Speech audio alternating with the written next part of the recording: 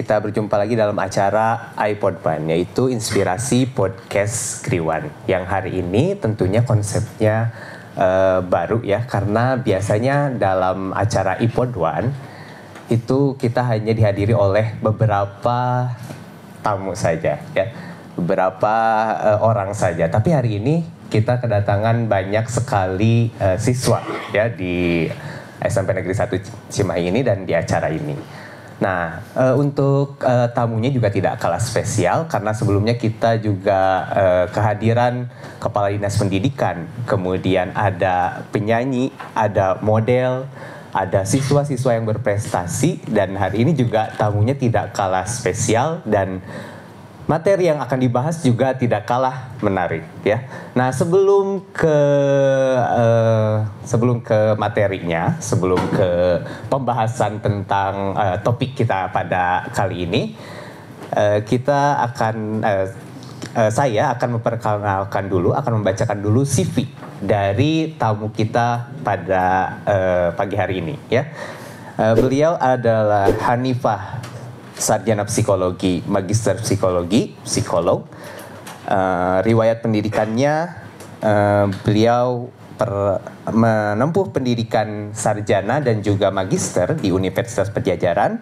Sebelumnya lulus dari SMA Negeri 4 Bandung, kemudian sebelumnya juga lulus dari SMP Negeri 1 Cimahi. Ya, jadi tamu kita pada kali ini adalah salah satu lulusan dari SMP Negeri 1 Cimahi juga ya.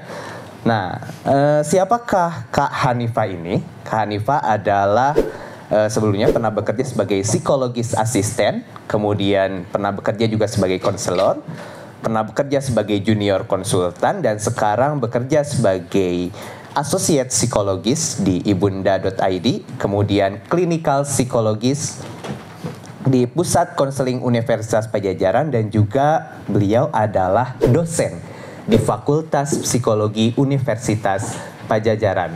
Mari kita langsung sambut dengan tepuk tangan yang meriah Kak Hanifah.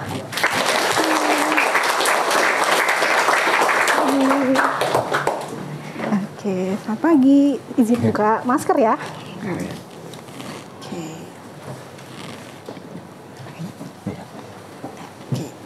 Pagi semuanya. Ya, apa kabar Kak Hanifah? Sehat? Aduh, alhamdulillah baik. Jadi merasa lebih muda ya dipanggil Kak, apalagi ketemunya dengan adik-adik SMP ini ya. Jadi 20 tahun lebih muda mungkin ya. Terima kasih untuk sambutan yang meriah ya untuk teman-teman semua. Iya, dan tentunya selamat datang kembali di kampus SMP Negeri 1 Cimahi. Gimana kira-kira rasanya kembali lagi ke sini? Jadi kembali bernostalgia ya, ternyata setelah kembali ke alma mater setelah sekian puluh tahun, tuh, banyak perubahan baik dari wujudnya dan juga dari anak-anaknya. Wah, kayaknya membanggakan sekali ya, ketemu lagi dengan adik-adik kelas berapa nih, kelas 7, kelas 8, kelas 9. Jadi saya kembali mengingat lagi masa-masa waktu SMP dengan guru-guru yang juga spesial ya di SMP 1, yakin dengan kualitas SDM yang juga sangat baik. Jadi senang sekali bisa kembali lagi ke SMP 1 Cimahi ya. Ya, alhamdulillah, dan saya juga senang bertemu dengan Kak Hanifah, dan tentunya kita akan sama-sama menambah ilmu dan wawasan ya. Nah, Kak Hanifah ini adalah psikologi ya. Karena audiens kita ini adalah anak-anak yang masih belia ya, dan di sekolah juga mereka nggak ada tuh mata pelajaran psikologi, adanya bimbingan konseling ya, adanya bimbingan konseling. Nah, mungkin psikologi sering terdengar di telinga mereka tapi belum tahu maknanya mungkin ya, maknanya. Terus apa sih kira-kira apa aja yang dipelajari dalam bidang psikologi ini? Kira-kira apa aja sih Kak Hanifah? Oke. Kalau berbicara apa itu psikologi ya, secara umum psikologi itu adalah ilmu pengetahuan yang mempelajari tingkah laku manusia beserta apa yang mendasarinya, gejala-gejala ataupun hal mental yang melandasinya. Jadi dalam psikologi kita akan banyak belajar mengenai manusia secara utuh, baik itu perilakunya, apa yang mendasarinya, apa yang menyebabkannya gitu. Sehingga ilmu psikologi ini dibutuhkan di mana-mana selama ada manusia gitu. gitu. Dan berkaitan dengan psikologi juga sekarang sering sekali di-mention ya, sering sekali dibahas mengenai kesehatan mental. Bahwa yang namanya kesehatan mental itu sama pentingnya dengan kesehatan fisik. Kalau kita sakit, kita cari dokter ya, batuk, pilek gitu, pasti nyari dokter, nyari obat, apa ya yang bisa menyembuhkan. Begitu juga dengan kondisi mental kita, kesehatan jiwa kita. Ternyata sama pentingnya dengan kesehatan fisik, dan itu yang kita pelajari di psikologi. Wah, berarti sangat relate sekali ya dengan kehidupan sehari-hari kita. Dan di SMP Negeri 1 Cimahi juga sedang gencar-gencarnya dibahas mengenai bullying kan Pak ya, mengenai bullying yang tentunya itu sangat mengganggu kesehatan mental tentunya ya. Dan saya dengar juga dalam ilmu psikologi katanya kalau misalkan psikolog itu sering dikatakan bisa membaca kepribadian manusia ya, kepribadian seseorang gitu. Nah, saya juga di sini jadi was-was nih. Dari jangan-jangan dari tadi saya bicara terus bertingkah laku itu dibaca kepribadiannya gitu. Itu benar nggak Kak Hanifa? Aduh ya, memangnya banyak orang mengira katanya psikolog itu punya ilmu untuk membaca orang gitu ya. Tapi sesungguhnya ya bukan seperti itu ya. Bukan berarti kita bisa membaca pikiran apa yang ada di dalam pikirannya, perasaannya secara otomatis kayak cenayang ya kalau begitu, capek-capek sekolah sekian tahun seperti jadi dukun gitu ya. Tapi ternyata dalam psikologi mengapa bisa mungkin orang-orang menyebutnya seperti membaca? Karena kita belajar yang namanya observasi. Observasi itu bagaimana kita mengamati seseorang, tingkah lakunya, gesture-nya, bagaimana cara menyampaikan intonasi suaranya. Ternyata gesture atau bahasa tubuh, baik pun intonasi ataupun segala hal yang kita tampilkan dalam tubuh itu punya pernyataan tertentu terkait dengan kondisi diri. Kita tahu bagaimana seseorang bisa sedih, dari mana mungkin raut mukanya, bagaimana kita tahu seseorang mungkin adik yang di sini lagi cemas nih, deg-degan, takut nih karena tadi disuruh diem jangan berisik gitu ya. Karena apa? Kita mengamati, oh ada yang lagi sidakep gitu ya, meninggikan badannya gitu, menutup badannya karena merasa takut atau merasa cemas gitu. Nah dari situ kita belajar. Jadi seolah-olah seperti tahu, tapi ada ilmunya. Ternyata ada step-step yang dilakukan. Kita mengamati, kita mengobservasi, dan ada landasan teori yang memang membuat kita mempunyai kesimpulan tertentu terkait seseorang tersebut gitu. Ya oke. Nah, berarti udah kira-kira apa ya? Udah ketahuan nih ya, psikologi itu belajar tentang apa, terus apa yang bisa dilakukan oleh psikologi. Nah, mungkin anak-anak semua yang hadir di sini ada yang tertarik untuk masuk bidang psikologi, bisa nanti mengobrol lebih lanjut ya dengan Kak Hanifa, karena Kak Hanifa juga salah satu alumni dari kita gitu ya.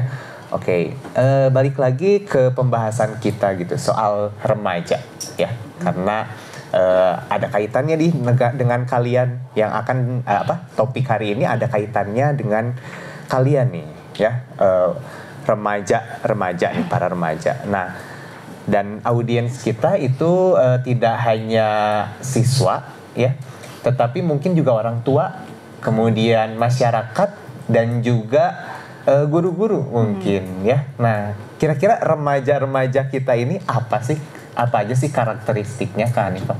Ya, kalau bisa dikatakan ya, adik-adik yang SMP ini usianya berapa sih? Antara paling kecil berapa? 12 tahun mungkin ya. 12 tahun, paling besar 15 tahun ya, yang kelas 9. Nah, kalau kita lihat dari segi usia, rentang usia, teman-teman yang masih SMP ini masuk ke dalam rentang usia remaja awal. Ya, masa perkembangan remaja awal. Di mana masa-masa remaja awal ini biasanya fase-fase dikatakan anak-anak, enggak juga ya, karena sudah bisa lebih mandiri ya. Sudah lebih bisa mandiri, menyiapkan mungkin kebutuhan secara mandiri gitu ya. Bepergian betul, mandiri, jauh. Udah betul? Mandiri betul. Oh, benar. Ya mungkin sudah, kalau bepergiannya dari rumah ke sekolah, kalau dia biarkan sendiri juga tidak terlalu khawatir ya, karena tadi ada kemandirian. Tapi dikatakan sudah dewasa seutuhnya juga belum, sehingga masih membutuhkan bimbingan. Mengapa demikian? Karena secara biologis ya, secara pertumbuhan fisik dan hormon, ternyata fase-fase seusia teman-teman ini masih berkembang. Jadi ada kondisi-kondisi dalam penggunaan misalnya ini, keputusan berpikir logis gitu ya. Kadang-kadang mungkin kalau bahasa kerennya sekarang apa ya, masih labil gitu ya bahasanya, emosinya masih naik turun gitu. Karena itu wajar di fase teman-teman. Sehingga keunikan di usia 12 sampai 15 tahun remaja awal ini berbeda dengan usia lainnya. belum bisa dikatakan lepas penuhnya karena masih butuh bimbingan, tapi nggak bisa dikatakan anak-anak juga. Dan pada fase-fase seperti ini biasanya fase di mana anak-anak itu ingin menunjukkan jati dirinya, eksistensi, ingin dianggap mungkin punya kemampuan. Apalagi usia seini tuh, usia teman-teman ini seringkali lebih sering mendengar apa yang dikatakan teman-temannya dibandingkan dengan orang tua ataupun mungkin dengan gurunya, orang yang lebih dewasa. Mengapa? Karena teman tuh jadi sesuatu yang sangat penting buat remaja itu, eksistensi, pengakuan. Sehingga kalau kita lihat ya, kalau di usia remaja ini tidak diarahkan atau tidak dibimbing dengan baik, ada dua kemungkinan. Kalau dia bisa berkembang secara baik, akan jadi punya prestasi baik, punya mungkin dia berkembang, bertumbuh secara optimal gitu ya, mungkin jadi orang yang juga sukses gitu ya. Tapi kalau misalnya salah sedikit gitu atau diawasinya kurang, ya bisa terjerumus dengan hal-hal yang memang tidak kita inginkan gitu ya. Jadi benar-benar masa-masa fase-fase penentuan gitu ya teman-teman KG SMP ini. Sehingga lingkungan yang baik, teman-teman yang suportif gitu ya, itu akan sangat mendukung tumbuh kembang teman-teman di masa remaja awal ini gitu ya. Ya, oke. Nah, kita sudah mengetahui nih karakteristik kalian sendiri ya, remaja. Ya. Mungkin dalam hati, oh iya ya, saya itu mandiri nih, harus bisa mandiri karena mereka kayaknya beberapa udah nggak mau nih dianggap bocil, ya. Saya udah pengen menunjukkan eksistensi dirinya. Saya udah dewasa, tuh. Tapi yang perlu diingat tuh seperti kata Kak Hanifah tadi, bahwa kalian itu masih perlu bimbingan dari orang yang lebih tua, gitu ya. Nah, salah satu permasalahan nih dalam kalangan remaja gitu, selain bullying, kemudian apa tadi karena mungkin ingin menunjukkan eksistensinya, jadi mungkin beberapa terjerumus dalam pergaulan bebas dan lain-lain. Nah, satu yang tidak kalah penting, permasalahan yang perlu dibahas di kalangan remaja itu adalah mengenai gadget. Karena beberapa dari mereka itu sekarang kecanduan ya, istilahnya kecanduan. Nah, kalau dalam materi yang saya baca ini adiksi, dibilangnya adiksi terhadap internet atau gadget atau gawai. Jadi kalau dalam bahasa yang lebih familiar itu kecanduan ya, Kak Hanifah ya, kecanduan. Ya, kira-kira apa sih ini dampaknya? Dampak yang akan dirasakan ketika seseorang itu kecanduan terhadap gadget atau internet. Oke. Mungkin sebelum spesifik ke gadget gitu ya atau internet dan teknologi ya, kita perlu pahami dulu apa sih yang dimaksud dengan adiksi ya. Bahasa ininya mungkin ketergantungan ya. Jadi bukan cuma, kalau kita melihat adiksi itu bukan cuma dilihat dari apakah penggunaannya dilakukan secara berlebihan atau tidak gitu. Tetapi ternyata dalam kategori adiksi ada kriteria lain yang perlu kita lihat, yaitu apakah seseorang punya kendali atau kontrol untuk bisa menggunakannya secara tepat gitu ya. Disebut adiksi ketika pertama secara durasinya ataupun secara intensitasnya meningkat dan berlebihan penggunaannya. Yang kedua juga ternyata seseorang tersebut, individu itu nggak bisa punya kendali untuk terlepas dari hal yang dijadikan adiksi itu. Karena adiksi itu macam-macam ya. Ada mungkin sekarang yang dibahas gadget, ada mungkin adiksi obat-obatan terlarang seperti itu ya, atau rokok begitu. Ketika disebut adiksi, ketika dia nggak bisa lepas dari situ, walaupun tahu apa akibat negatifnya, akibat buruknya, mungkin jadi secara kesehatan menurun gitu ya, secara sosial jadi terganggu, tahu secara logika dari hal yang buruk yang terjadi ketika menggunakannya, tapi nggak bisa lepas gitu. Nah, itu disebut adiksi sebenarnya, seperti itu. Nah, adiksi gawai sendiri ataupun teknologi dan internet itu ketika seseorang punya ketergantungan secara emosional terhadap gawai teknologi ataupun internet gitu ya. Jadi ketika dia menggunakan internet atau gawai ataupun teknologi yang memang sekarang kita nggak bisa lepas ya kalau dikatakan seperti itu ya, ada hal yang tidak bisa dikendalikan.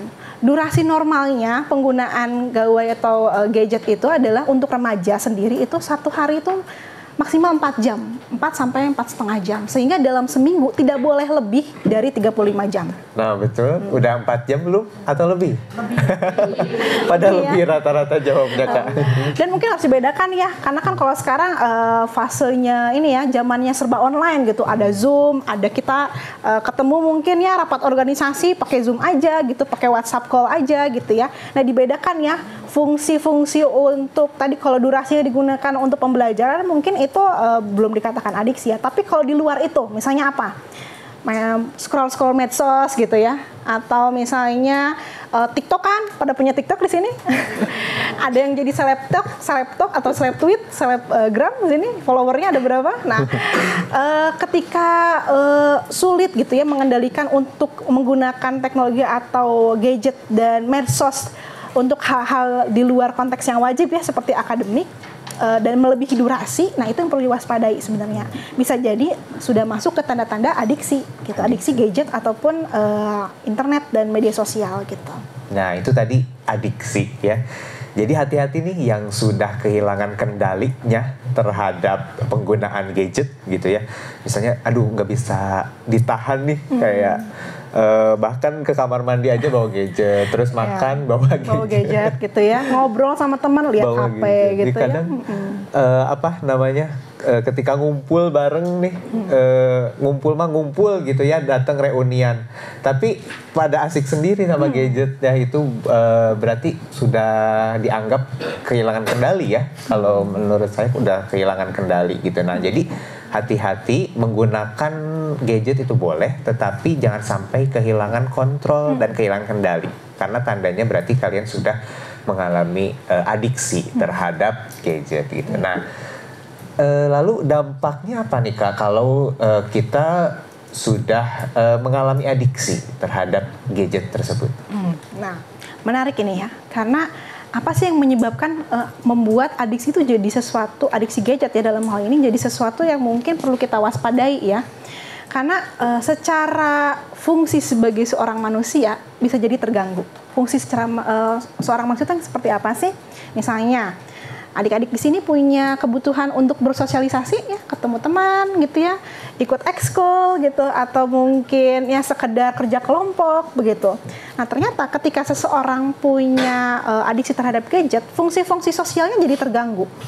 Jadi dia mungkin daripada ketemu teman, mending saya diam di kamar aja sendiri, mengurung kamar untuk main gadget gitu atau game online. Jadi kayak ini ya, ansos ya. Lebih ini ya, mengisolasi diri. Mengisolasi diri iya. gitu ya. Jadinya nggak butuh orang lain gitu. Saya butuhnya gadget aja gitu.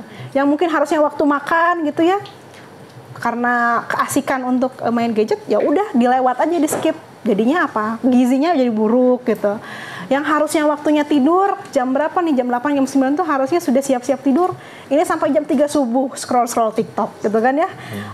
Jadi ada kondisi yang berlebihan sehingga secara fisik, secara kondisi mental, secara sosial bisa terganggu. Apalagi kalau teman-teman yang masih SMP punya kewajiban untuk belajar ya.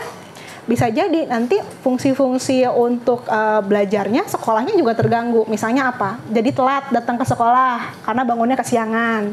Atau harusnya ada tugas, ada PR, dikerjakan, ini nggak dikerjain. Harusnya ada kerja kelompok, nggak mau ketemu teman gitu, mending asik sendiri gitu. Terus nilai-nilainya jadi menurun. Nah itu yang jadi dampak bahayanya ya, karena terganggu ke berbagai aspek gitu ya. Betul. Terus saya juga sering menemukan nih yang mengantuk di kelas. Nah itu kemungkinan salah satu penyebabnya ya, karena semalaman bermain gadget gitu. Bisa jadi seperti itu ya. Sering ketemu ya kalau sebagai guru itu di kelas, wah ngantuk-ngantuk gitu ya. Iya betul sekali. Nah saya prediksikan nih Kak, kayaknya di antara audiens kita itu mungkin ada yang nggak terima dibilang bahwa kecanduan atau adiksi gadget itu buruk dan negatif gitu, karena saya mah perasaan pakai media sosial itu buat belajar gitu. Saya mah pakai media sosial buat mengembangkan bakat dan minat gitu. Apalagi mungkin audiensnya yang guru-guru, saya mah pakai gadget untuk pembelajaran gitu. Jadi ibaratnya kalau saya baca di sini seperti dua bilah mata pisau ya, yang di satu sisi mungkin merugikan karena tadi yang seperti yang Kak Hanifah bilang sendiri ya, mengganggu aktivitas sosial, kemudian kesehatan juga mungkin bisa terganggu dan aktivitas-aktivitas lainnya. Tapi di satu sisi juga memberikan manfaat gitu, memberikan manfaat seperti untuk pembelajaran, untuk mengembangkan bakat dan minat, mungkin untuk meningkatkan eksistensi diri dan untuk bersosialisasi. Nah, itu tanggapan Kak Hanifah gimana untuk itu? Ya. Kita tidak bisa pungkiri ya bahwa kita sekarang hidupnya di zaman serba teknologi.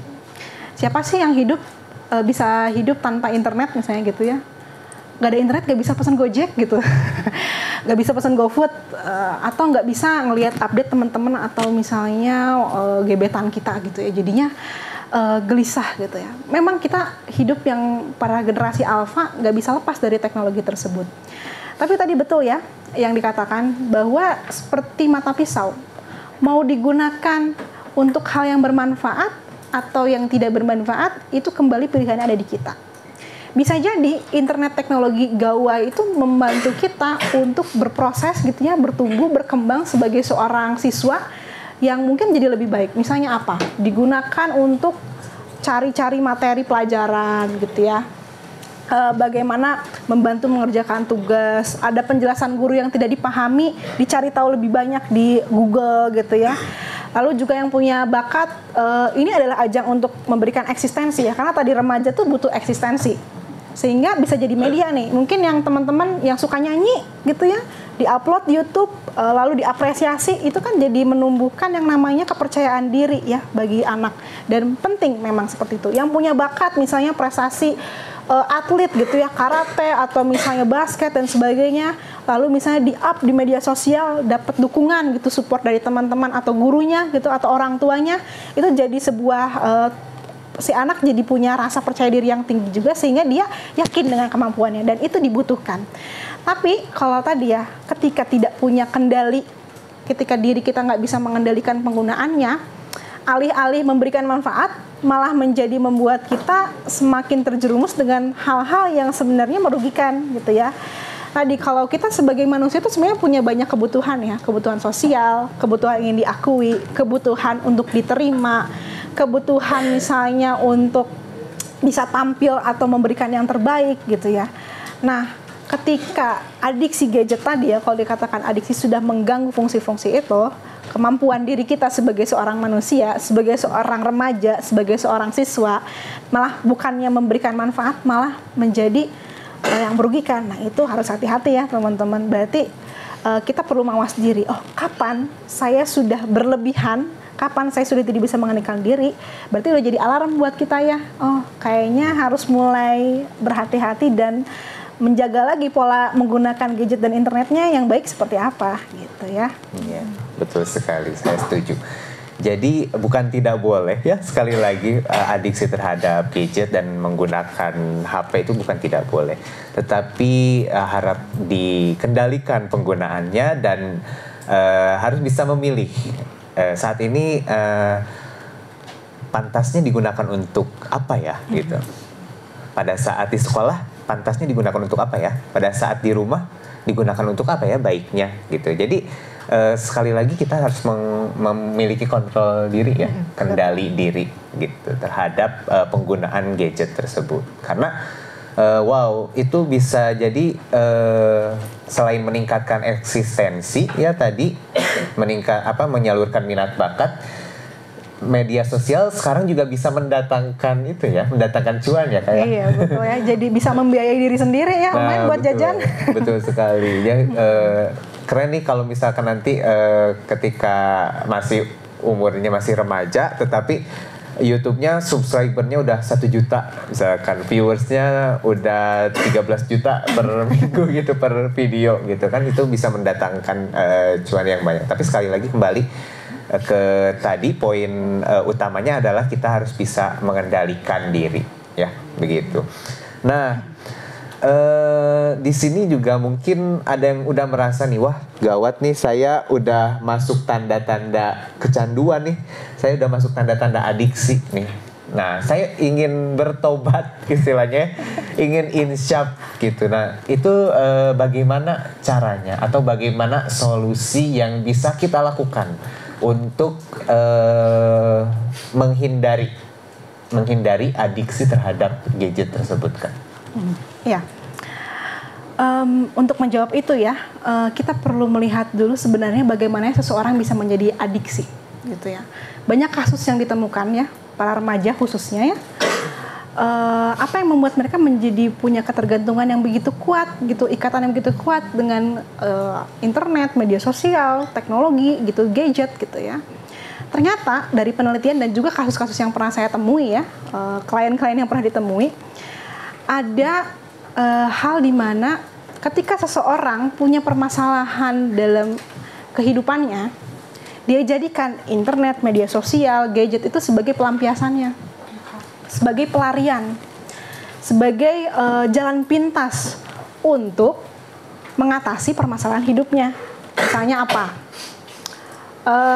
Ada ya, pernah ada kasus anak yang mungkin dia punya permasalahan sama orang tuanya. Jadi gak bisa curhat, gak bisa cerita, ada kebutuhan tuh kayaknya takut gitu ya untuk cerita ke orang tua, karena merasa anak ini orang tuanya itu terlalu otoriter gitu, atau terlalu mengekang, terlalu overprotective. Mungkin karena saking sayangnya jadi terlalu protektif gitu ya.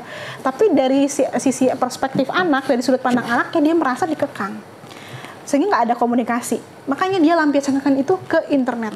Dia nggak mau ngomong sama orang tuanya, dia buka media sosial, dia curhat di sana di status, atau mungkin kayak punya semacam forum gitu ya, di mana orang-orang bisa menceritakan keluh kesahnya. Ternyata ditanggapi oleh orang-orang di netizen ini menjadi apa ya, mendukung dia gitu, sehingga dia merasa aku kan lebih diterima di dunia maya, untuk apa aku hidup secara nyata di kehidupan yang sesungguhnya, ibaratnya gitu ya. Jadi pindah nih fokus kehidupannya, bukan lagi di dunia nyata, malah jadi ke dunia maya gitu ya.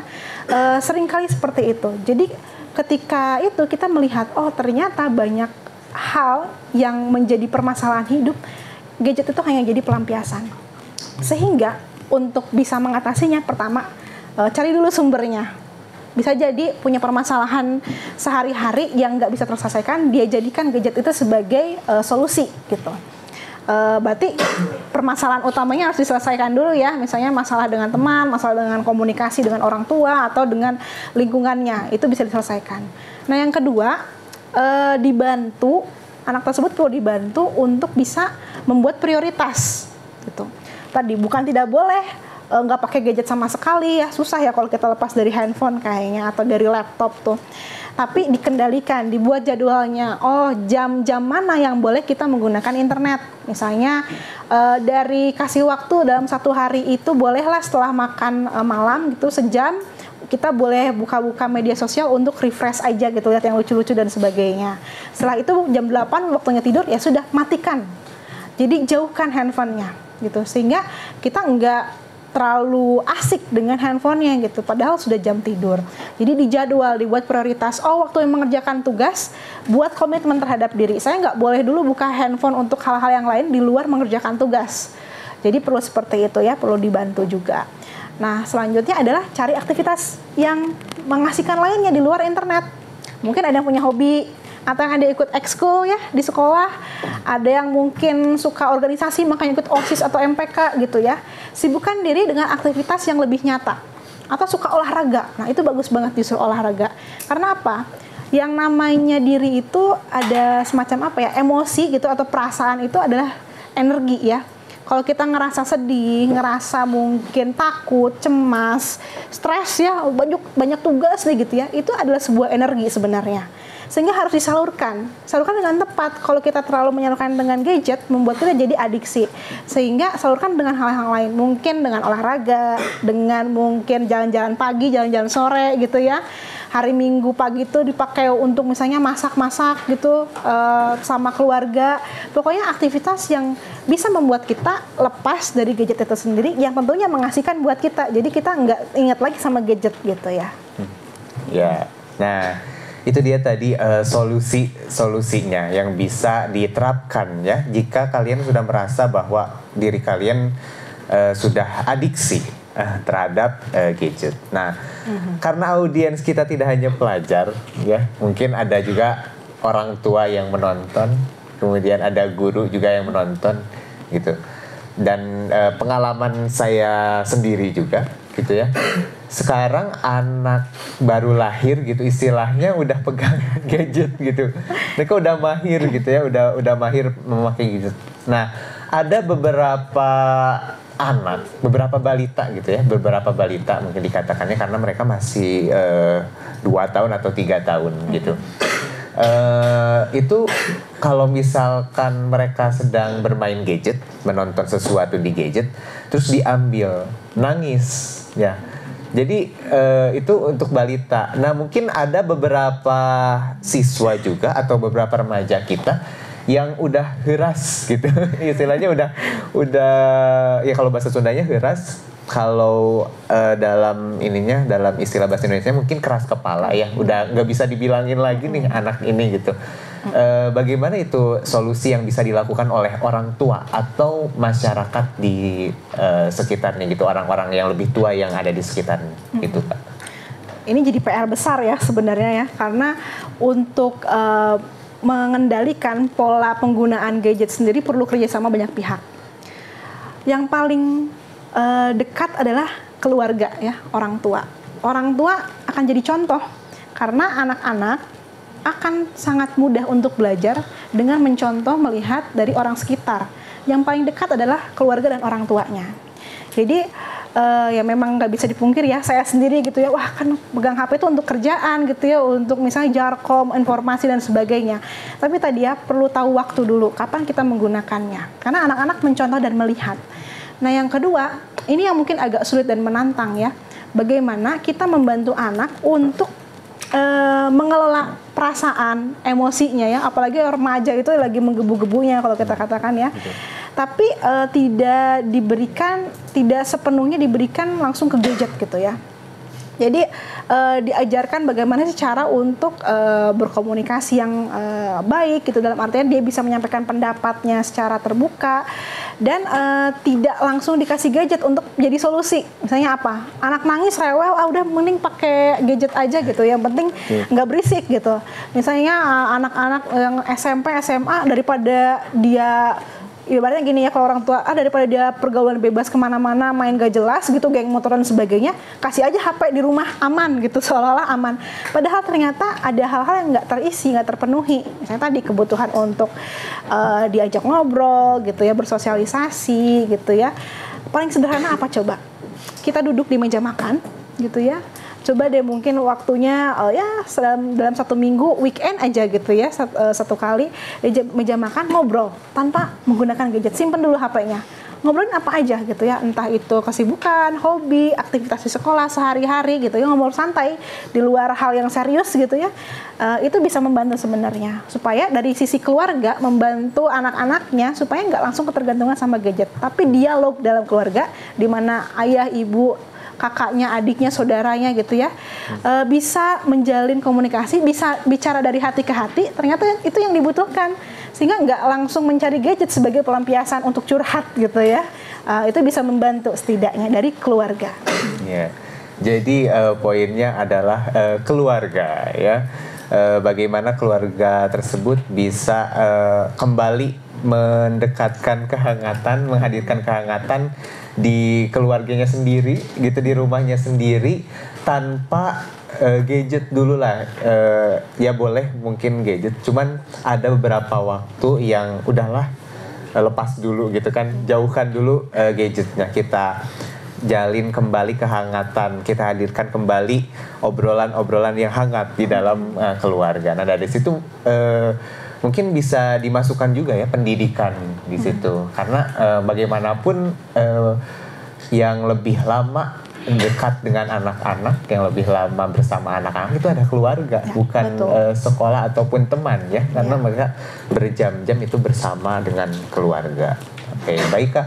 Tadi kita sudah mendengarkan yang serem-seremnya mungkin ya. Yang serem-seremnya kerugian atau dampak dari penggunaan gadget atau dampak dari adiksi terhadap gadget. Nah, sekarang mungkin kita ingin mendengarkan gitu, mungkin sebagai apa yang menarik mereka gitu. Emangnya kalau kita bijak apa sih manfaatnya gitu? Kalau kita udah bijak nih nanti bakal gimana? Reward yang kita dapat apa gitu? Saya nggak tahu nih. Nah, untuk membuat mereka lebih tertarik lagi agar mereka bisa mengendalikan diri terhadap penggunaan gadget gitu, apa saja reward atau manfaat yang bisa kita dapatkan ketika sudah bisa mengendalikan diri dan menggunakan gadget secara bijak. Oke. Nah, kalau untuk adik-adik semua yang masih remaja ini ya, yang unyu-unyu 12-15 tahun, kita lihat kembali ya bahwa karakteristik usia adik-adik ini adalah masa untuk mencari jati diri, eksistensi, pengakuan dari lingkungan. Nah, itu bisa dimanfaatkan ya. Tadi kalau yang sudah punya mungkin bakat, punya minat, ingin ditunjukkan media sosial, kalau digunakan dengan cerdas bisa menjadi salah satu cara untuk menumbuhkan kepercayaan diri dan kemampuan. Lalu yang kedua adalah sekarang semua serba gadget, banyak informasi, banyak berita, banyak juga mungkin les-les yang dilakukan secara online ternyata juga memberikan manfaat ya. Misalnya apa? Mengikuti workshop yang dilakukan secara online. Ada yang suka mungkin bermusik, mungkin bisa ikut ya webinar berkaitan dengan musik gitu ya. Ada yang suka dance, mungkin bisa ikut juga bagaimana tutorial dance gitu dari situ. Ada yang suka menulis, mungkin mengupload hasil tulisannya di media sosial gitu. Itu jadi suatu bentuk tadi memenuhi kebutuhan untuk eksistensi. Dan tadi juga ya perlu dilakukan dengan cerdas juga. Jadi lihat forum-forum atau media yang digunakannya itu apakah cukup suportif atau enggak gitu. Karena ini bisa jadi jebakan Batman ya. Karena di media sosial itu netizen, yang namanya netizen katanya itu lebih seram daripada monster atau apa gitu. Karena punya kebebasan dalam berekspresi. Sehingga kita harus berhati-hati bahwa tidak semua hal yang ada di media sosial harus kita serap gitu ya. Jadi harus ada filternya nih. Kalau misalnya dapat komentar, dapat mungkin juga kritik, saran, kita lihat dan pilih mana yang membangun untuk diri kita. Karena itulah ruang untuk belajar. Tidak ada manusia yang sempurna, tapi dari masukan saran itu mungkin bisa membantu kita untuk belajar jadi remaja yang lebih baik lagi gitu ya, yang berkembang lagi, yang bisa meningkatkan potensi dirinya. Nah, selanjutnya adalah penggunaan internet, media sosial, dan gadget ini perlu dilakukan dengan perencanaan dan komitmen. Misalnya tadi membuat jadwal. Nah, sesederhana membuat jadwal ya. Berkomitmen pada diri. Oh, hari Minggu jadwalnya saya bebas, gak ada tugas. Berarti boleh mungkin 1 jam untuk bisa mencari hal yang menyenangkan di media sosial. Lebih dari itu, jangan jadi ini ya keterusan. Oh, jam 12 sudah waktunya habis. Saya manfaatkan untuk hal yang lainnya, misalnya apa, untuk ngobrol sama adik kakaknya, atau mungkin untuk kerja kelompok, atau mungkin untuk membaca buku, hal yang lain yang ternyata lebih berwarna juga gitu, nggak cuma sekedar di media sosial. Nah, lalu juga media sosial ini kan membantu kita ini istilahnya mendekatkan yang jauh ya gitu, sehingga kita bisa punya kesempatan lebih luas untuk tahu informasi di luar sana.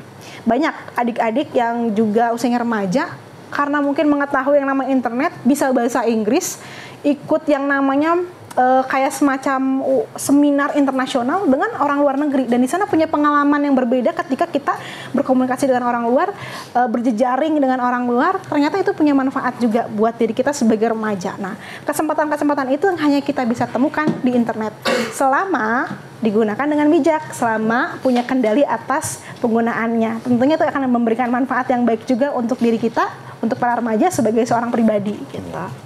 Nah, itu dia rewardnya yang akan kita dapatkan ketika kita sudah bisa mengendalikan diri ya, atau dengan kata lain sudah bijak teknologi, mungkin ya, bijak menggunakan gadget dan HP gitu. Nah, saya senang sekali dari tadi ya, karena mendapatkan banyak sekali ilmu baru dan wawasan baru, dan tentunya audiens yang di rumah yang sedang menonton mungkin, dan juga yang hadir di sini siswa-siswa kita SMP Negeri 1 Cimahi juga sangat senang karena kehadiran Kak Hanifah ini bisa membuat ilmu dan wawasan bertambah, terutama mengenai psikologi dan juga penggunaan gadget di kalangan remaja. Nah, dan tentunya juga dalam kepala mereka mungkin sekarang sudah banyak pertanyaan nih, ingin cepet-cepet nanya ke Kak Hanifah gitu, karena dari tadi banyak sekali ilmu yang didapat gitu ya Kak. Nah, sebelum ke tanya jawab, sebelum ke pengungkapan pertanyaan oleh kalian semua gitu ya. Di sini katanya panitia memiliki permainan ya, memiliki game. Gimana mau dilakukan sekarang? Mungkin sebelum pertanyaan supaya lebih semangat lagi. Ice breaking ya. Iya, kayak seperti ice breaking mau dilakukan sekarang mungkin boleh. Silakan.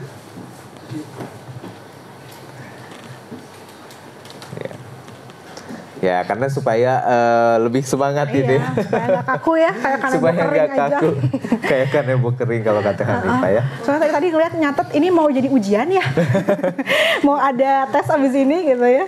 Iya, mau ada Serius banget kuis. ya, ada kuis. Karena diinformasikan Bu, ketika pembiasaan setiap hari Rabu ada public speaking, mereka menginformasikan kepada teman-temannya di kelas. Oh, bagus berarti ya. Jadi nanti poin-poin pentingnya bisa disampaikan ke teman-teman yang lain gak ikut ya. Nah, bagus banget berarti kalau gitu ya. Bagus.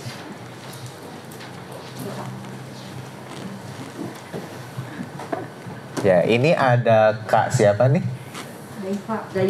Daifa dan Daifa, Lintang dan juga Caila. Oke, silahkan boleh. Siapa? Oke. Halo semuanya, selamat pagi. Terima kasih atas kehadirannya. Kami sebagai anggota PIKA, jadi PIKA tuh kalau di SMP 1 ini sebagai bimbingan konseri ya, bimbingan konseri, tapi dalam siswa. Jadi di sini sebelum kita melanjutkan materi selanjutnya, kita bakal ada game dulu. Gamenya simpel aja.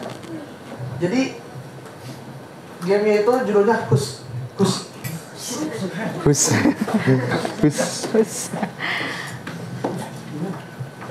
Oke, jadi dalam game Hus ini ada 5 pose.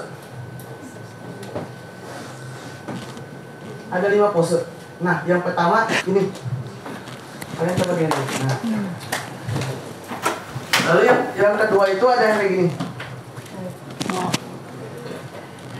Nah, itu yang kedua. Lalu yang ketiga ada yang kayak gini. Ada yang gini. Yang ketiga gini. Yang keempat gini. Lalu yang kelima gini. Oh. Oke. Ingat nggak tuh? Jadi posenya 5 tersebut yaitu gini, gini, Gini, gini, gini, gini, gini. gini. Jadi aturan game itu setiap aku bilang Hus, kan pasti langsung pose ya. Misalnya nih, aku Hus, kalian langsung pose. Kalau misalnya kalian ada yang sama posenya kayak aku, jadi kalian keluar gamesnya. Game over. Jadi menjebak gitu ya. Boleh berdiri dulu semuanya.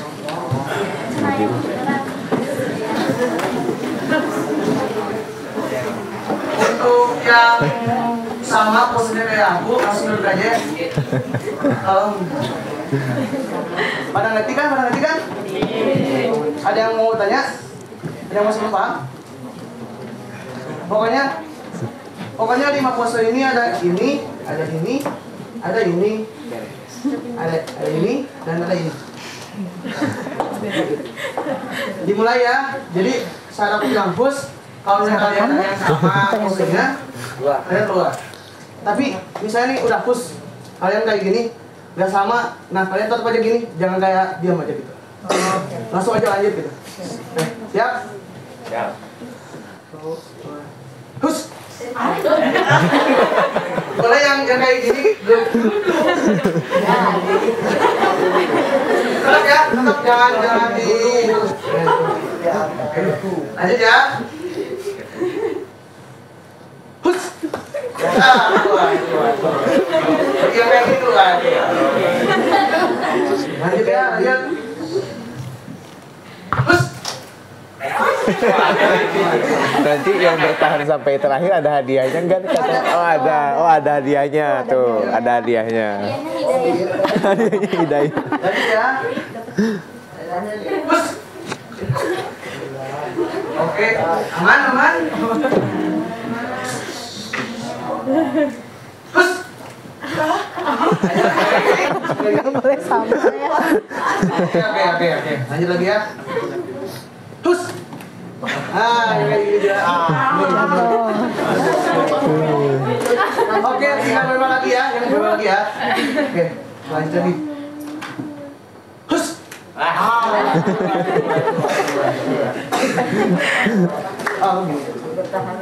Lanjut lagi ya. Terus. Enggak ada. Lanjut lagi. Berhasil. Sedikit lagi. Terus.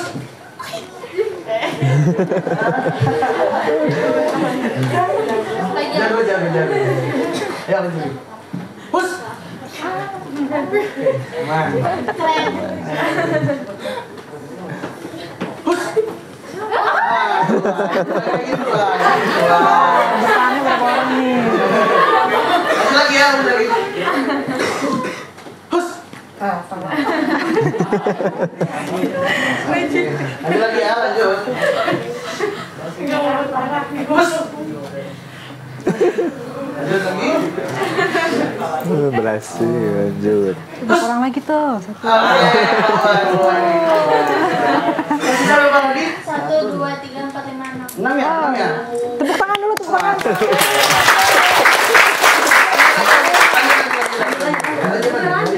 Lanjut lagi. Siap. Hus. Nggak ada. Hus. Aduh. Hus. Kok kamu gitu? Oke. Hus. Oke. Lanjut lagi ya. Hus. Hus. Aduh, ayo, semangat. Hus. Oke, kamu keluar. Enggak, kamu lanjut. 3 kali lagi ya. Tadi aku gini.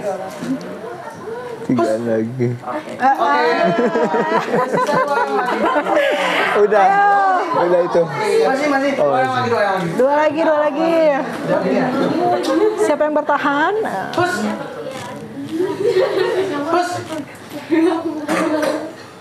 Ayo coba tadi. Hus. Oke.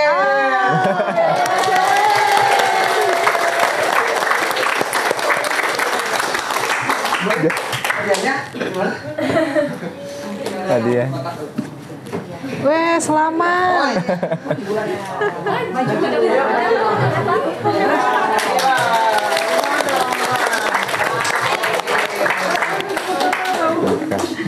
Kebetulan.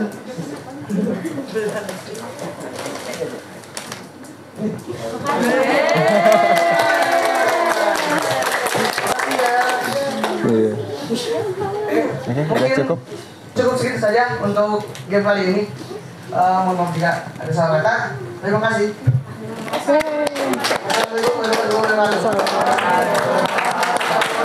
Keren ya. Ya.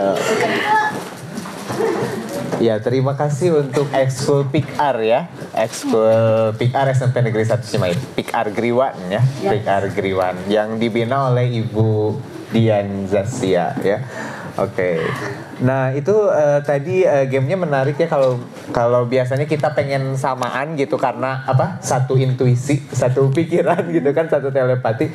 Ini yang enggak sama keluar gitu. Yang enggak sama keluar. Jadi pengen enggak sama. Kalau biasanya pengen sama gitu, kalau yang sama kan jodoh berarti satu pemikiran gitu kan. Ini pengen gak sama, yang gak sama keluar gitu kan. Jadi agak beda ya, agak beda. Ini fokus juga ya, konsentrasi ya, supaya nggak mirip. Betul, supaya nggak mirip gimana gaya apa nih yang kira-kira jarang dipikirkan gitu kan. Ya, bagus sekali ya. Oke, terima kasih sekali lagi untuk Ekskul PIKAR Griwan. Ya, bagus sekali.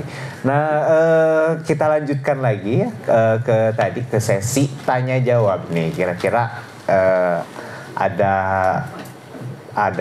pertanyaan apa nih dari anak-anak ya? Oke, siapa nih yang mau nanya boleh diangkat tangannya, silakan.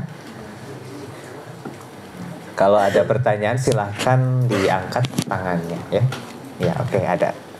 Boleh panitia atau dibantu untuk menyalurkan mic-nya. Nah, ini aja. Ada.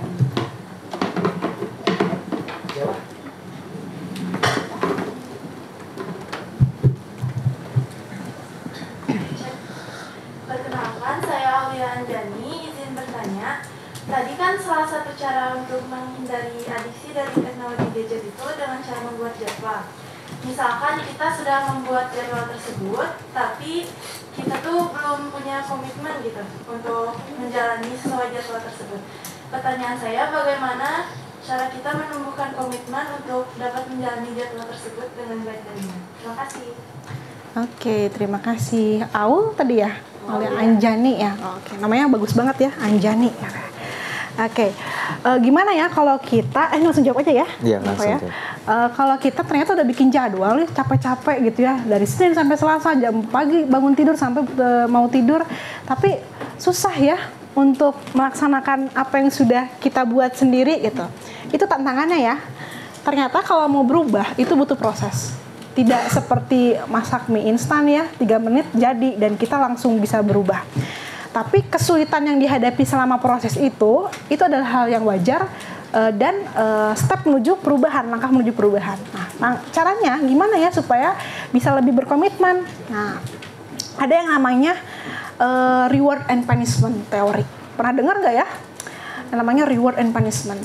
Di mana reward atau hadiah ya, hadiah itu ternyata bisa meningkatkan perilaku. Dan punishment atau hukuman ternyata dilihat mampu menurunkan perilaku tertentu. Makanya ya mungkin kalau di sekolah, kalau ada yang juara diberikan hadiah, apresiasi di upacara, diselamatin gitu di depan teman-temannya. Tapi kalau misalnya ada kesalahan, misalnya baju tidak sesuai ketentuan, dirazia, ada hukumannya. Kalau dulu saya ada buku saku ya, dikurangi poinnya gitu. Atau misalnya harus ketemu guru BK gitu. Atau kalau terlambat harus misalnya ke guru piket gitu ya. Nah, kita bisa menerapkan hal itu untuk diri kita sendiri. Misalnya, kita sudah buat jadwal, buatlah komitmen. Kalau saya berhasil melaksanakan jadwal yang sudah dibuat hari ini, saya boleh deh misalnya baca komik yang saya suka 1 bab gitu ya. Nggak apa-apa. Gitu. Itu jadi reward buat kita, sehingga jadi hadiah buat kita, sehingga diharapkan itu bisa meningkatkan perilaku. Kalau saya komit dengan jadwal yang saya buat, saya akan mendapatkan sesuatu yang mungkin membahagiakan diri saya nantinya. Atau misalnya gini, saya boleh deh hari Sabtu misalnya untuk main sama teman, kalau saya berhasil menyelesaikan jadwal yang udah dibuat di hari sebelumnya gitu. Kayak gitu ya. Jadi saya boleh main kalau saya udah komitmen dengan yang sudah dibuat. Sehingga itu jadi reward buat kita gitu. Meningkatkan perilaku sehingga semakin bersemangat, semakin juga senang untuk melakukan rutinitas atau jadwal yang sudah dibuat. Nah, punishment-nya apa? Misalnya kalau misalnya saya nggak boleh atau misalnya saya ada jadwal yang mungkin terlewat atau tidak sesuai dengan yang saya buat, harus ada gantinya. Oke, kalau begitu saya belajarnya harus lebih lama. Kalau gitu kemarin saya curang nih, harusnya jadwalnya belajar, tapi saya malah nonton YouTube gitu. Berarti jadwal saya di hari besok belajarnya harus lebih lama, mungkin 30 menit atau 1 jam misalnya. Tapi itu dibuat dengan sesuai dengan kapasitas atau kemampuan diri ya. Kira-kira mana yang cocok buat diri kita. Tapi intinya adalah bagaimana kita mampu memberikan reward dan punishment untuk diri kita sendiri. Kalau bahasa kerennya sekarang itu self reward gitu ya. Jadi kita menghargai diri kita lah, karena kan diri kita berharga ya. Jadi boleh loh dikasih apresiasi atau hadiah kayak gitu. Semoga dengan cara itu bisa bantu kita untuk lebih komitmen dengan apa yang sudah kita buat selanjutnya. Iya, oke. Sudah puas dengan jawabannya? Iya, sudah. Ya. Sama-sama, kembali kasih. Betul. Jadi memang tidak mudah ya, karena itu berubah itu butuh proses ya. Oke. Ya, silahkan untuk selanjutnya ada yang mau mengajukan pertanyaannya lagi? Mungkin sebelah sini ada? Sebelah sini ada ya? Yang mau mengajukan pertanyaan? Oke. Sebelah sana, sebelah kanan ada lagi? Oh, ada di belakang. Ya, silakan. Perkenalkan, nama saya Sanadura Zahra. Izin bertanya, kan salah satu dampak pengguna adiksi dari HP tersebut itu bisa menghancurkan pola tidur. Nah, salah satu caranya memperbaiki pola tidur itu kayak gimana? Terima kasih. Oke. Terima kasih pertanyaannya Zahra ya tadi namanya. Oke. Gimana ya cara untuk mengubah pola tidurnya supaya lebih baik lagi gitu, karena udah ketergantungan atau terlalu punya ikatan yang kuat sama HP-nya nih ya. Nah, berarti gini, kembali lagi ya, kita perlu buat komitmen terhadap diri, buat persiapan kalau kita menjelang tidur. Misalnya kita lihat ya, jam tidur kita normalnya jam berapa? Jam 9 atau jam 8 gitu ya. Nah, menjelang jam tidur, buatlah rutinitas yang mungkin bisa dilakukan setiap harinya. Jadi kayak semacam apa ya, ritual menuju tidur. Misalnya apa? Oh, udah dari makan malam, terus sholat isya misalnya ya, cuci kaki, cuci muka, sikat gigi. Lalu mau tidur itu jauhkan handphonenya. Nah, ini juga bermanfaat ya, karena kita jadi susah untuk menggapai handphone kita ya. Jadinya dengan dijauhkan jaraknya itu bisa jadi mager. Iya, lagi mager ya. Aduh repot. Handphonenya disimpan misalnya di tas, ditutupin gitu ya, dan tasnya disimpan misalnya di ujung di bawah meja, sehingga kalau dari kasur menuju ke sana kan butuh usaha ya, capek, malas, mending kita tidur aja. Lalu pokoknya menjauhkan diri dari hal-hal yang bisa membuat kita lebih mudah untuk mengakses handphone kalau sudah mendekati jam tidur. Nah, yang kedua, coba dibuat suasana kamarnya yang nyaman. Ya, misalnya apa? Kalau yang suka lampunya dimatiin, boleh mungkin pakai lampu tidur atau mungkin dimatikan lampunya gitu ya. Terus buat dirinya senyaman mungkin, serileks mungkin. Dalam artian pakai bajunya yang nyaman gitu ya. Tadi sore udah mandi, sehingga menuju tidur tuh kita enak, tinggal istirahat. Nah, itu bisa membantu kita untuk kembali membuat jadwal pola tidur yang lebih baik gitu ya. Terus kalau misalnya ini mungkin mau ini ya, mendengarkan ragu-ragu relaksasi gitu ya, audio relaksasi sebelum tidur, menjelang tidur, sehingga ketika mau jam tidur kita udah ngantuk. Itu juga bisa dilakukan ya. Intinya adalah coba cari kegiatan yang memang cocok buat diri kita, dengan intinya tidak terlalu mudah untuk menggapai gawainya gitu. Karena dengan terlalu mudah bikin kita sering ngambil ya, disimpan di pinggir kepala gitu, sebelah bantal. Baru bangun misalnya tengah malam, buka handphone, lihat medsosnya ada notifikasi nggak ya gitu ya. Kadang-kadang kita suka otomatis sendiri gitu. Jadi kalau gitu jauhkan. Iya, dan bahaya juga ya kalau misalkan menyimpan HP di dekat kepala gitu. Itu radiasi dari HP itu juga bisa berbahaya. Kemudian mungkin yang HP-nya sambil dicas di tempat tidur, ditinggal tidur, itu kan bisa menyebabkan konsleting, mungkin nanti kebakaran, itu sering ada kasusnya begitu ya. Jadi baiknya tadi mungkin mulai sekarang setelah mengetahui atau setelah mendapatkan seminar ini, setelah mendengarkan talk show ini, mungkin dibiasakan untuk menjauhkan HP ketika udah mau tidur, gitu, karena itu banyak bahayanya ya dari HP. Betul, dan kalau secara tadi ya berkaitan dengan radiasi, ketika kita tidur dekat handphone atau dekat gadget ya, itu bisa membuat kualitas tidurnya jadi berkurang. Jadi suka nggak ya, kita mungkin pernah ada ngerasain tidur dengan handphone dekat kita, apalagi dengan misalnya video YouTube-nya menyala. Atau suara TV aja ya, kalau dulu TV gitu ya kita nyala sambil tidur. Kadang-kadang ketika bangun tidur kita tuh jadi ngerasa lebih berat, lebih capek, atau kepala tuh lebih pusing.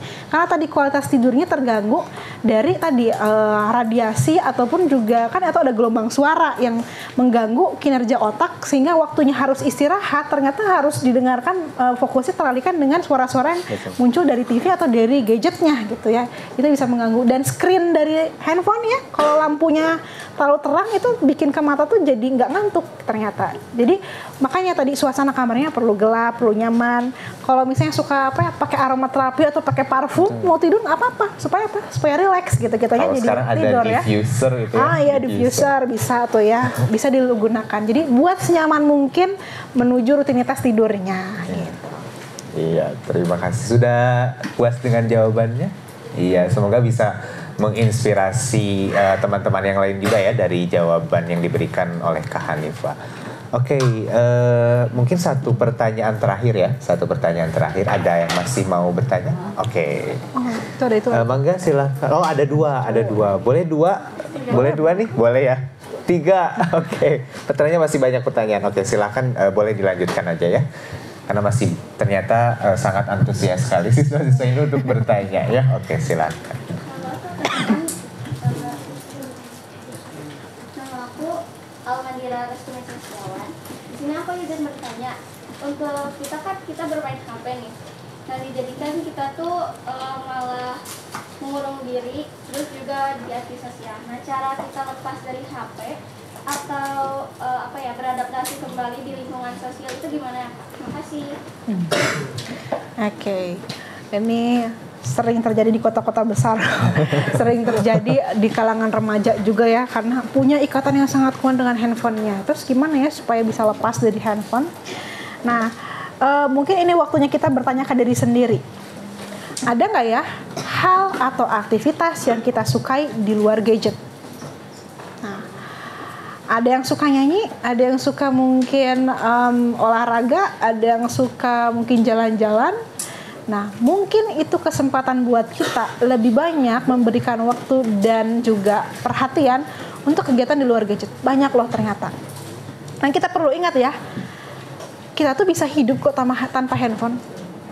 Yang penting apa? Makan tercukupi gitu ya, kebutuhan yang utama gitu ya, makan, minum, dan tidur itu bisa terpenuhi. Sehingga kita perlu punya kontrol terhadap diri bahwa tanpa handphone kita bisa hidup walaupun mungkin kalau di awal terasa ada yang kurang.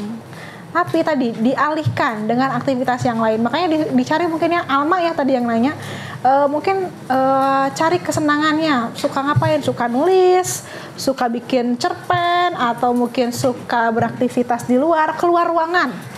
Keluar dari ruangan gitu. Karena beda loh ternyata ya dari penelitian-penelitian yang ada, menghirup udara yang segar apalagi di suasana alam itu bisa membantu kita untuk lebih mindful, katanya tuh lebih hadir untuk saat ini, sehingga perhatian kita nggak lagi fokusnya ke gadget, karena ada yang lebih menarik di luar itu ternyata itu ada kegiatan lebih menarik daripada sekadar melihat informasi atau gadget dan teknologi internet yang memang susah dilepaskan. Istilah di mereka mungkin healing ya. Healing, betul banget, healing ya. Mungkin sama teman-temannya gitu ya, kegiatan outing, nah bisa loh direncanakan seperti itu. Jadi kitanya lebih senang berkegiatan keluar daripada di kamar aja dengan gadgetnya. Ya, sudah puas dengan jawabannya? Oke, terima kasih Kak. Sama, kembali kasih. Iya, masih ada 2 orang lagi yang mau bertanya. Silahkan dilanjutkan langsung saja yang mau bertanya. Sebelah sini ya, sebelah kiri.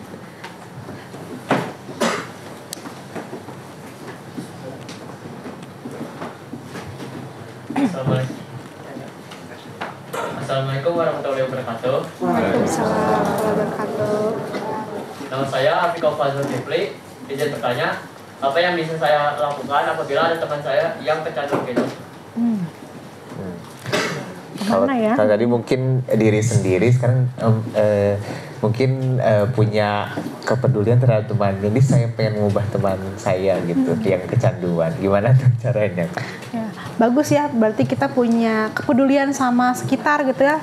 Lihat kiri kanannya teman kita dalam kondisi seperti apa. Nah, gimana caranya ya supaya membantu teman kita yang mungkin terlalu adiksi gitu sama gadget itu ya, sebagai seorang teman. Betul, karena mungkin aduh takut dibilang ngatur, ngatur gitu. Takut gimana dibilang tahu gitu ya. Nah, pertama sebagai teman mungkin kita bisa melihat ya gimana kondisi teman kita tersebut gitu. Dalam kondisi yang seperti apa, dalam mungkin dia lagi ada masalah apa, sehingga pada akhirnya terus tergantungan sama gadgetnya gitu ya. Kita cari tahu dulu gitu ya. Pengetahuan yang kita ketahui mengenai teman kita itu sangat bermanfaat untuk nantinya. Nah, kita bisa mulai menyapa dia gitu ya.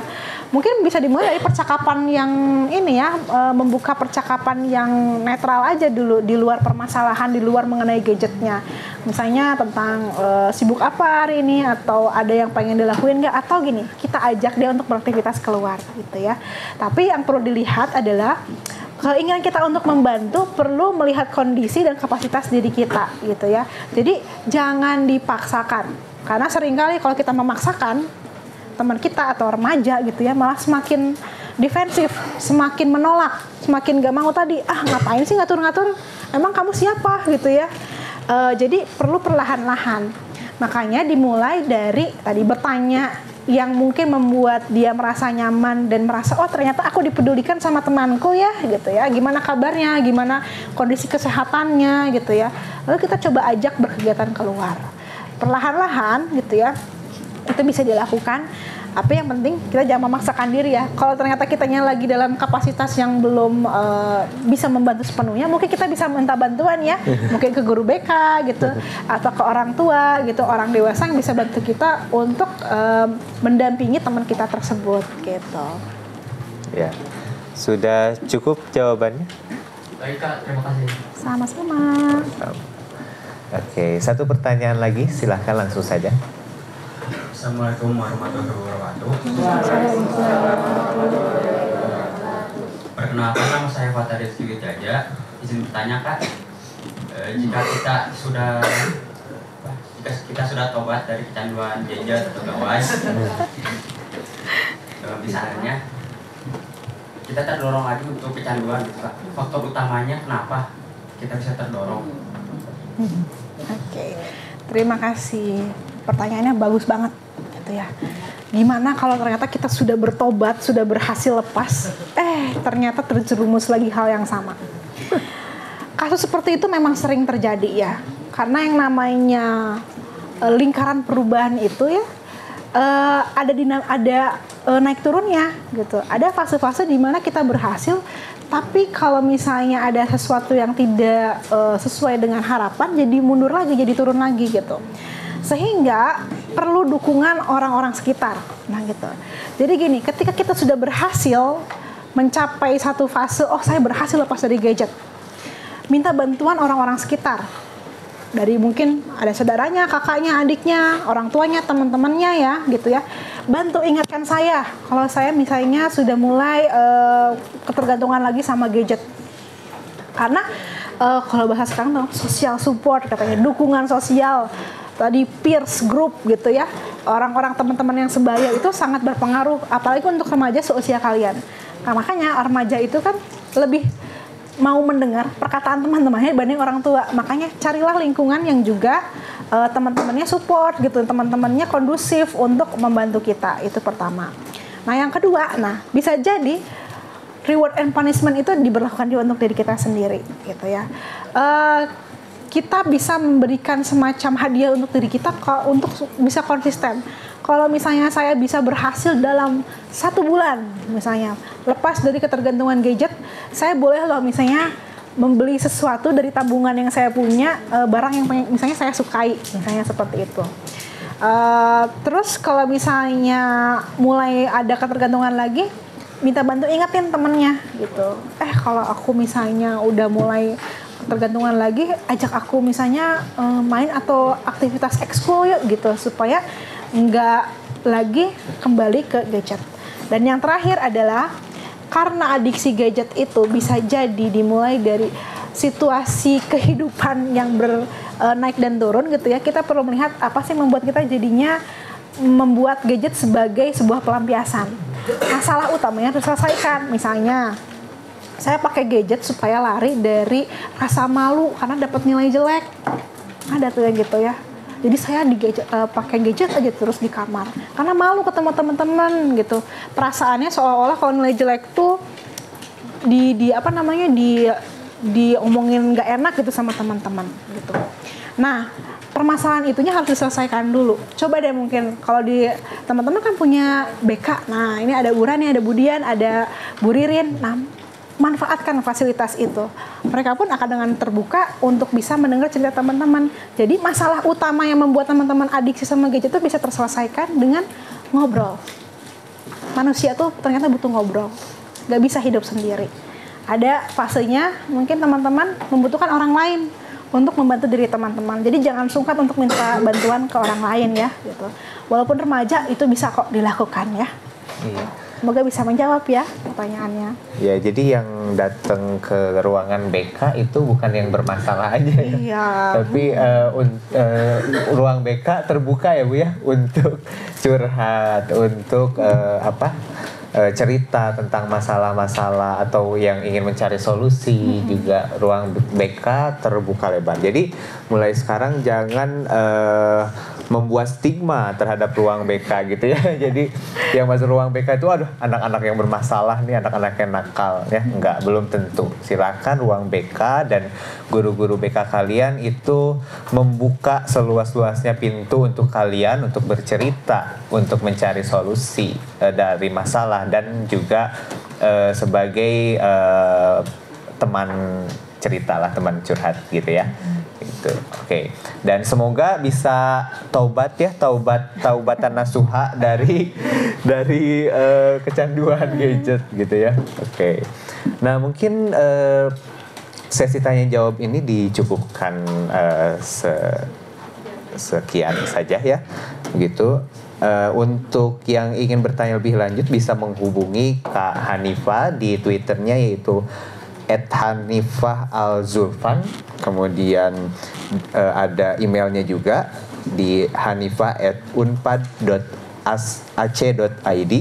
Kemudian bisa juga lihat di LinkedIn-nya yaitu https://www.linkedin.com/in/hanifah_al_zulfan/. Nah, itu ya. Jadi silakan yang mungkin masih belum puas dengan apa yang diterima hari ini ya, walaupun sudah sangat banyak sekali ilmu dan wawasan yang kita dapat, silahkan jangan sungkan untuk menghubungi Kak Hanifah di akun media sosialnya ya, begitu.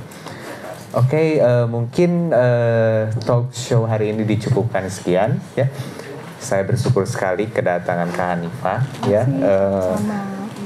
Karena saya dan juga anak-anak tentunya dan juga mungkin audiens penonton iPod One, penonton setia iPod One di rumah juga mungkin sangat senang karena mendapatkan banyak sekali ilmu dan juga wawasan ya pada hari ini ya. Dan semoga Kak Hanifah sering-sering main lagi ke sekolah ya, ke Griwan kembali gitu ke alma mater ya. Senang banget sih sekolah saya, jadinya ada alasan nih untuk datang ke SMP 1 ke Griwan ya, bukan cuma lewat doang ya. Ya, dan mungkin setiap tahunnya banyak perubahan ya kayak di Griwan ini. Oke. Sekian, terima kasih untuk semua yang sudah hadir di iPod One. Terima kasih atas semangatnya. Terima kasih juga untuk Kak Hanifah. Terima kasih untuk seluruh panitia yang sudah bertugas dan membantu menyukseskan acara pada hari ini ya. Jangan lupa di subscribe YouTube iPod One. Jangan cuma ditonton aja. Jangan lupa di subscribe, share dan juga like. Ya.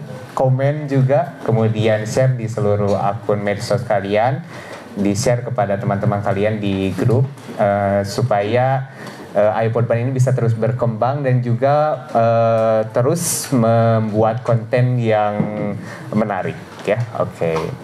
Terima kasih, sampai berjumpa lagi di iPod One yang selanjutnya. Terima kasih.